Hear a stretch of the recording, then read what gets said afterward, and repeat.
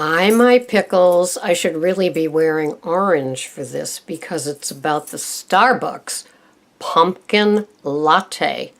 It's back, and it's not real pumpkin. When I was looking at it, they don't print their ingredients online or in the store, just so you're aware. And if you think that pumpkin taste ever came from that oh so Norman Rockwell pumpkin on the vine on the old rickety 300-year-old farm that you find in Wisconsin or Massachusetts or, out in the Berkshires or up in Vermont or anything like romantic and sentimental like that, you're out of your freaking mind, okay?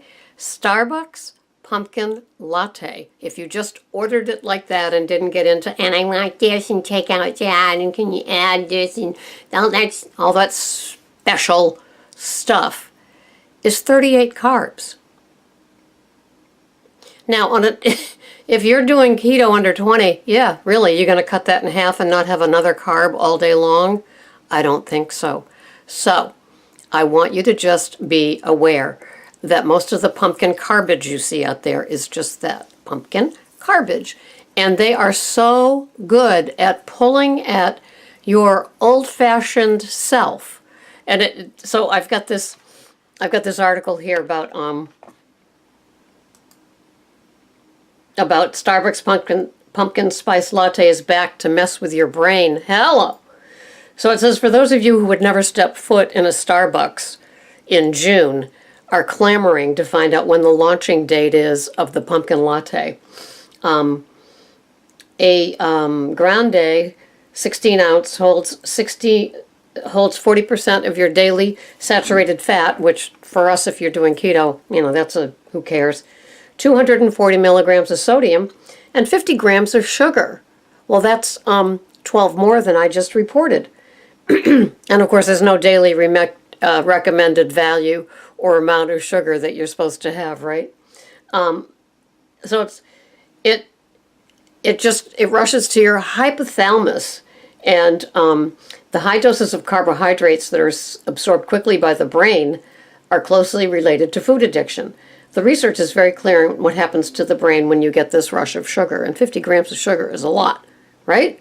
Can you imagine? Your body only has 5 grams of sugar in your bloodstream. And so when you overload it with 50 more grams, yeah, the food addiction is a problem in itself. And so the first level addiction is defined as consuming something that is something in ever-increasing quantity and frequency. Level 5, that's the first level. And level 5 is when you're aware that something is bad for you, but you keep eating it anyway. Or drinking it, in this case, anyway. And now they call you, if you are a fan of them, PSL devotees, pumpkin spice latte. And Miss Joyce reminded me of this in one of her comments, and I forgot all about this. I've just been seeing it. And I did note that somebody out in my travels at Bed Bath & Beyond and Kohl's and Stop and Shop yesterday, one of them had on a keto t-shirt. Not keto, excuse me, a pumpkin t-shirt. So the season is here, and I was seeing ads for it in August, which is, really? Yeah, August. I mean, how much can they, I wonder what $1 billion industry the pumpkin industry is. This is the 13th consecutive release of the pumpkin spice lattes. Oh, here it is. The company wouldn't say how much money it makes from that drink alone, but revenues increased 7% in the third quarter to a record $5.2 billion with a B, and this is 2016. They are no doubt helping to fuel the drink. There's a variety of other cake drinks available year-round, padding the bottom line. Regardless of the season, you can have your fix and drink it too. Yeah. It's back to mess with your brain. And I don't even know how much it costs because I buy Starbucks when it's like $5.99 a bag or $6.99 a bag, and use it in my don't need a Keurig Keurig container that I bought from Macy's. I changed Keurigs because this one would accept a the refillable one. And to me, that's worth it because I do like the Starbucks French roast. And but the Starbucks pumpkin spice, if you're trying to clean up your act with chemicals, and they could be toxic because you don't really know where they came from, because Starbucks is very crafty, and I don't mean with what they do with their coffees, okay? So just be aware that it's back, it's out there, and it doesn't publish the ingredients online, it doesn't publish the allergen online information, and it is inconsistent. Well, yeah, thank you. We were given different ingredients depending on who we spoke to at Starbucks, like me. I found in my Men's Health it said 38 grams of sugar, and then this article said 50 grams of sugar. And so that the caramel coloring, for one thing, it contains chemical 4-mel, M-E-L, and that caused lung cancer in mice. Okay, I hate to be a buzzkill for those of you that are in love with these. Okay, here it is. 2 doses of caramel color level 4 coloring made with ammonia and considered a carcinogen. Absolutely no real pumpkin ingredients. Made with Monsanto milk. Do you know what Monsanto milk is?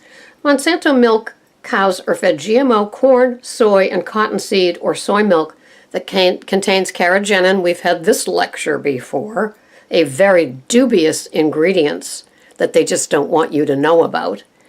Stabilizer linked to intestinal inflammation and cancer. Well, great. Give me a large. Oh, that's right. Large isn't a large there. I don't even know.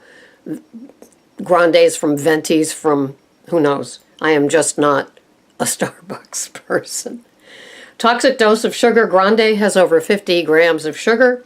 Ambiguous natural flavors that can be made from anything found on Earth. And I'm not talking about organic spices. Artificial flavors made from substances like petroleum. Possible pesticide residue from using non-organic coffee beans. Contains condensed conventional milk, not vegan, even with soy milk options.